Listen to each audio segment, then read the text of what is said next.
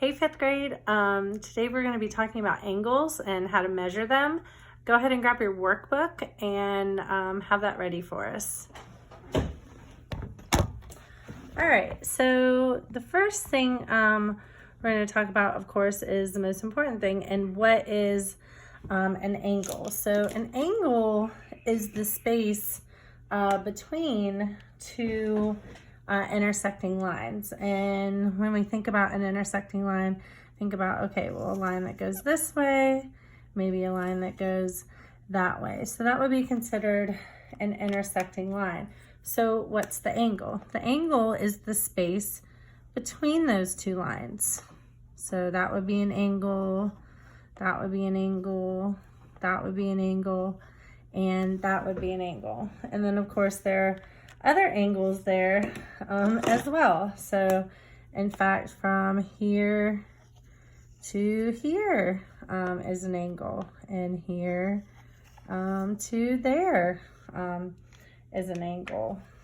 And let's think, so from here to there is an angle, and then from there to there is an angle. So angles are everywhere depending on where two lines intersect, and they can intersect this way, or if we erase this, they can intersect and form right angles, and that's called a perpendicular lines, or a perpendicular intersection, because when the two lines intersect, they make four right angles. And once again, you have your angle here, you have your angle here, you have your angle here, and you have your angle there. Okay, and then of course you can have an angle from here to here, or you can have an angle from here to here, and then of course you can have an angle from here to here, and an angle from here to here. So as long as two lines are intersecting, you're always going to have an angle there. Okay, now the way that you probably have seen angles so far in school is when two rays kind of look like this, or maybe two rays look like this, or maybe the two rays, let's move this over a little bit, maybe the two rays look like that. Okay, so when we're talking about measuring angles, we're typically going to be looking at these type of angles right here, where two rays intersect and make an angle. So where would our angle be here? Our angle would be here, our angle would be here, and then of course our angle would be right there. Okay, so those are our rays forming our angles, our two rays forming our angles. Okay, so now that we know what an angle is, the next question we want to kind of think about is, well, how do we measure an angle, which is a very important question. So how do we measure an angle? So the way that we measure an angle is by using something called a protractor. And it kind of looks like this, and there's typically a dot in the middle, and we can measure the angle using a protractor. Now, I know a lot of you don't have a protractor at home, so we're going to talk about how to draw that protractor to show the different ways to use a drawing of a protractor, okay? And that protractor will help us figure out the different types of angles, all right? Now, the way that angles are actually made, are measured though, are something called degrees. So the distance between two rays, or the distance between two intersecting lines, is measured in degrees. So for example, if I have this angle right here, this is a right angle, which means it's 90 degrees. So that's how we measure an angle, okay? And then finally, I'm gonna get to the good stuff now. So what do we use to measure an angle? And we kind of already talked about what we use to measure an angle, and that was called a protractor. Now, you don't have a protractor at home probably, which is fine. So we're gonna kind of look at how can we estimate angles, knowing what we already know about the different types of angles that we have seen. So if you actually look in your workbook real quick, you'll notice that at the top of page 129, it talks about how you can measure different angles using your protractor and the different way that we can classify angles. So it says, remembering that we put our angle between 0 and the next angle measurement, and if that angle is between 0 and 90 degrees, it's an acute angle. If that angle is exactly 90 degrees, it's a right angle. And if it's between 90 and 180 degrees, it's obtuse.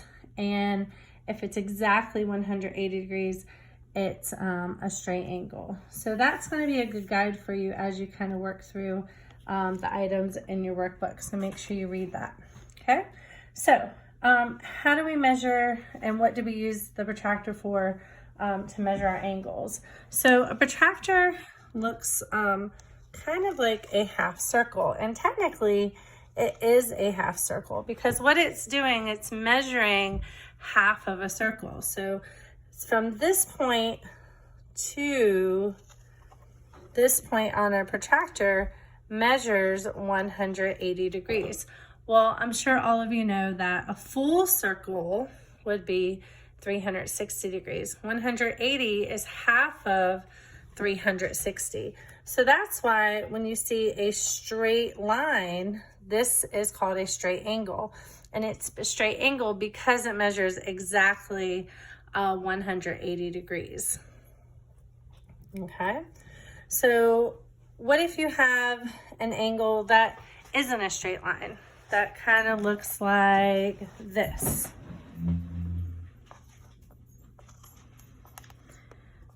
How are we going to estimate, measure that, knowing we don't have a protractor at home? Because that's where a lot of us are right now. So what do we know? Well, we know if we were to put our protractor here, we know that a straight angle would be 180 degrees. We also know, because we talked about this before, that an angle that goes straight up and straight over is 90 degrees. And this is called a right angle. So anything that equals exactly 90 degrees is called a right angle. What are we measuring? We're measuring this angle right here, keeping in mind that if it were exactly 90 degrees, it would be an L shape. But this angle is not 90 degrees, it's more than 90 degrees. In fact, we're going from here all the way to there. So this angle actually goes past the 90 degrees, and it's actually a little bit more than 90 degrees. Now, what is 90 degrees? 90 degrees is actually, so if you do 180 divided by 2, 90 is actually half of 180, which makes sense if you think about it.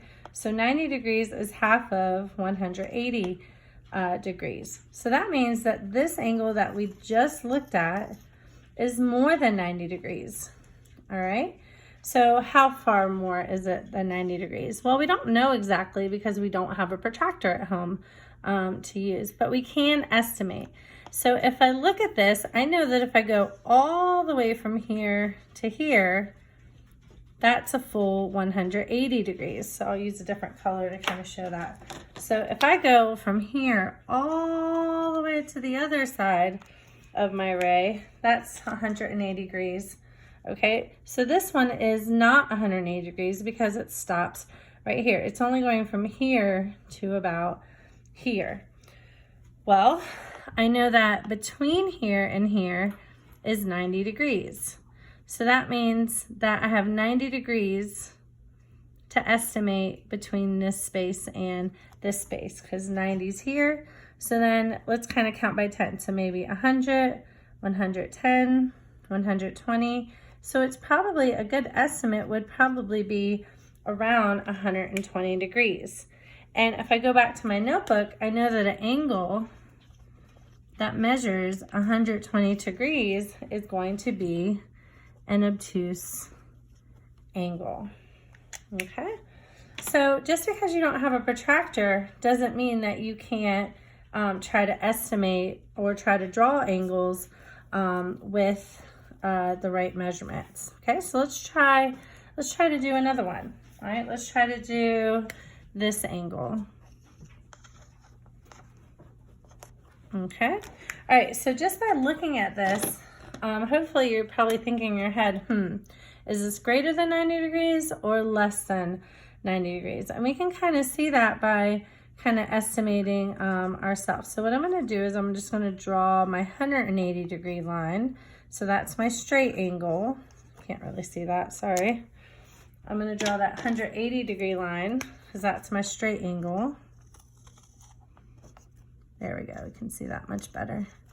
All right, so if that's 180 degrees, that means that from here straight up, that's gonna be my 90 degree line. So basically from here to here, and then from here to here are both 90 degrees, because 90 degrees plus 90 degrees is 180. Now, what are we measuring? We're just measuring where this angle and this angle are, where this ray and this ray meet to form this angle. So we're just measuring that space right there, okay?